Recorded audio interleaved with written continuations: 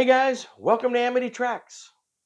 So this episode is a contest entry. I don't do a whole lot of these. They're all over the place all the time in the vinyl community.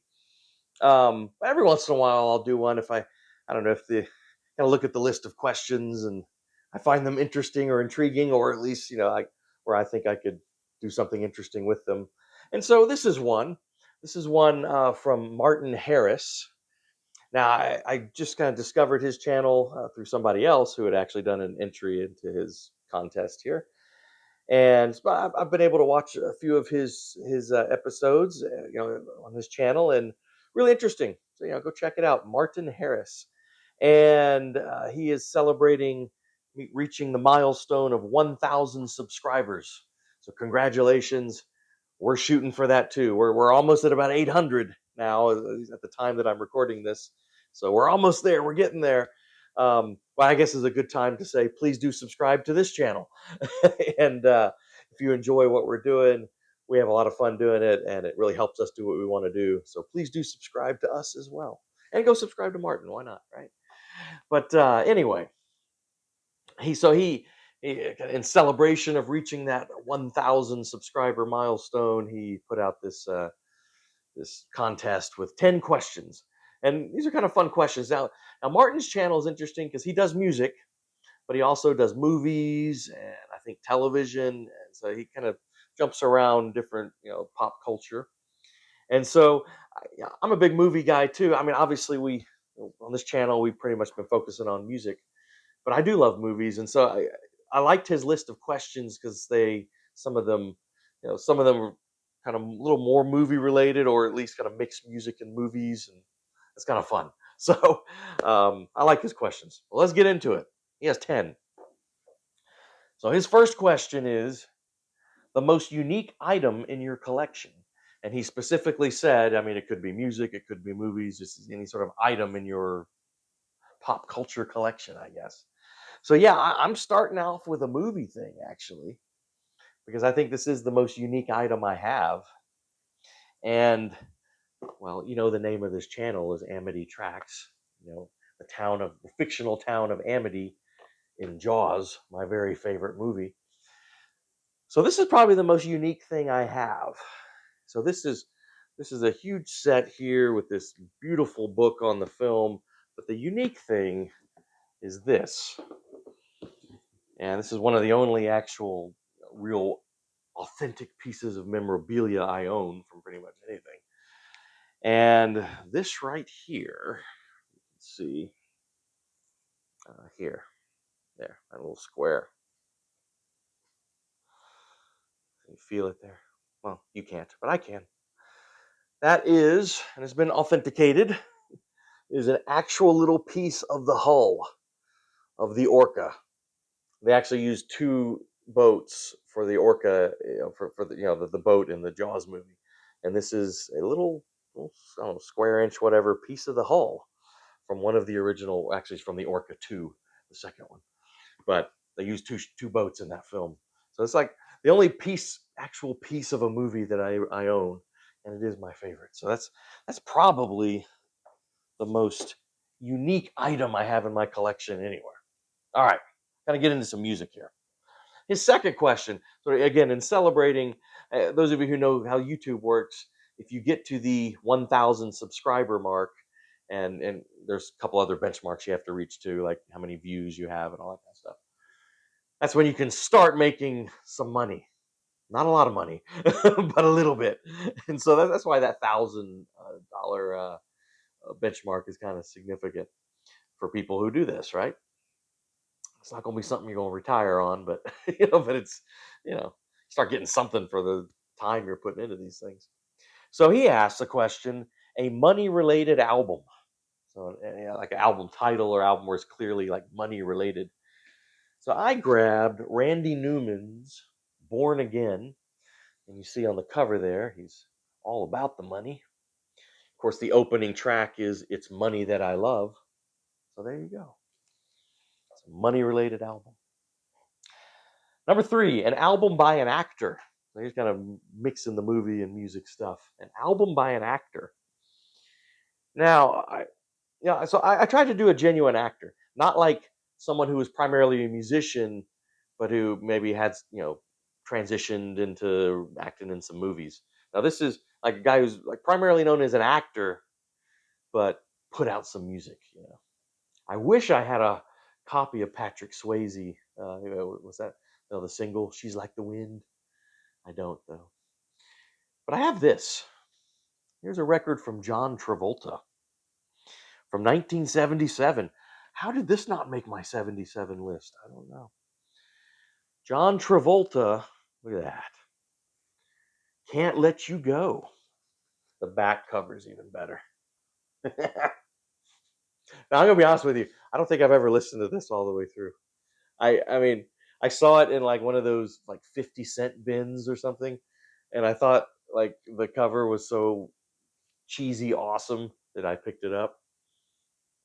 Maybe I should put it on. Maybe it's not fair. If I put this on, maybe I will have found a lost masterpiece.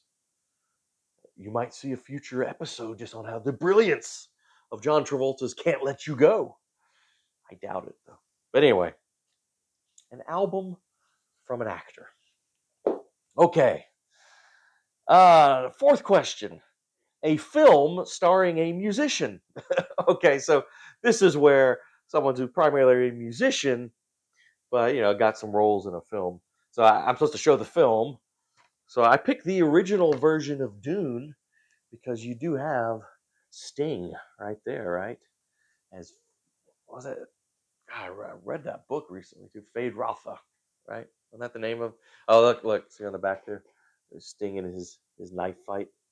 Yeah, Sting was pretty badass in that movie.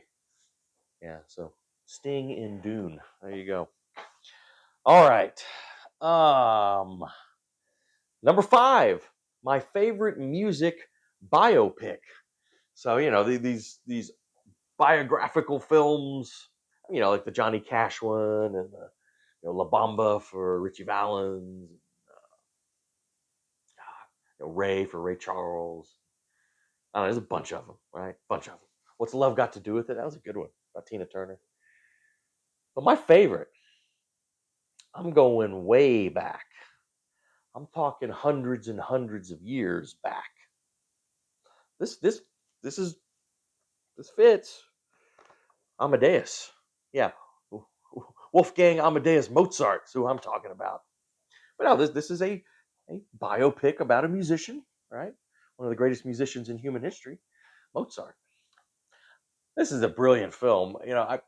Now you read about it. There's a lot of questions about how accurate. I mean, it plays a lot with the facts. There is no real evidence, historical evidence, that Salieri had anything to do with Mozart's death. But whatever. It's a great period piece. Does get some stuff accurate about Mozart, and the whole Salieri versus Mozart thing is just it's a fascinating, and they execute it so well. What who deserves to have this amazing talent? That question. Where you have Salieri who is aware and fully appreciative of it, but he's like totally mediocre talent, and he's like looking at this genius who seems to be a buffoon and doesn't appreciate the talent he has. Anyway, it's just executed so well. So I would go with Amadeus. All right. Your country's flag colors in vinyl, either I guess colored vinyl or the album covers. I am in America, so the red, white, and blue. So red with King Crimson's Discipline. White, the Beatles, the White Album, of course. And blue, another King Crimson one, Beat. All right, so I used two King Crimsons and one Beatles. All right, next, number 7, solo albums. So he said, like, pick a band where each member of the band has also put out solo records. I mean, there's a lot of those. I mean, the easy one would be the Beatles, but I'm not going to do that. That's too easy. I thought about the Police, but I'm doing a whole video on the Police here coming up, so not too much Police. Um, who else? The Who, but I actually don't have Keith Moon's record. I do have records from the other three though, so I don't know. Maybe this is obvious too. How about Kiss? Paul Stanley, Gene Simmons, Peter Criss, and Ace Frehley, all released on the same day in 1978. Right? Again, if you're familiar with our channel, if you go in the uh, deep dive section, I do a whole video, which is it's kind of fun on those 1978 solo albums from Kiss. Even if you're not a Kiss fan, it's kind of a silly, ridiculous video, so it's kind of fun. All right, this one's interesting. Number 8, most unusual vinyl or record. You could go multiple directions with this. I don't know, unusual. I don't know. I mean, this is cool. I do have, and I wish I don't have the original sleeve on the 45, but I do have the purple vinyl of the Prince single Purple Rain. That's kind of cool. I don't know. I've always thought that was pretty unusual. I do have an original, I do have a couple of original Sun Label singles, 45s, Johnny Cash and others. But nah, I don't know. I guess I go in the direction of maybe some records I have, albums I have that were signed, by the artist. I mean, that makes it unusual, right? Signed memorabilia, right? So this great Colin Hay record, Man at Work. Of course, Colin Hay, one of my favorite artists, but the former lead singer of Men at Work in the '80s, but he's had an excellent solo career as well. And I've seen him multiple times. If you ever get the chance to see Colin Hay, go see him. Fantastic show. His voice is still there. He's got his voice 100%. Great guitar player too, actually, and great songwriter. Real engaging shows. He tells real great stories, and he's a cool guy. So the thing is, after shows, he'll usually hang out and sign whatever you want to sign, shake your hand, take a picture with you, even you know tell some stories and talk with you. I mean, just a great dude. But anyway, you can see there I got him to sign that after one of the shows I saw. To Ray from Colin Hay. So I don't know. I guess autograph stuff is kind of unique. Now this is cool. I have this on CD, but I don't know if you're familiar with the very well known or very well respected songwriter Mickey Newbury, and this is total accident. Yeah, I I heard this. That's actually a really good solo kind of acoustic album of his, and I don't know. I just heard about it, so I ordered a used copy. I probably spent $5 or something, $10 on Amazon, a used copy. I just wanted it, and it came. And I remember when I opened it, and what do you know? He had autographed it to, I guess, whoever had it. It says to JC Mickey Newbury. So I didn't meet him. I didn't get the autograph, but this just kind of came. That's kind of cool. Anyway, all right. Number 9 is an interesting question. An artist or act that you only like up to a certain point. So no, yeah. So this is interesting to think about. Especially maybe bands who have kind of a long career and like who do you really like them up to a certain point, and then they sort of fall off for you. So I went with Devo. I mean, if you watch my 1978 video that's already up, my '78 countdown, um, you'll hear me talk about their debut, which I think is genius, absolute brilliant. So the debut, second one is really interesting too. Duty Now for the Future. Their third one, of course, had the big hit "Whip It" on it. Freedom of Choice, which is really good too. Their fourth one, I think, is excellent. New Traditionalists, really good actually. And then they start to fall a little bit. Their fifth one is okay. Oh no, it's Devo. But to me, after that, it's pretty bad.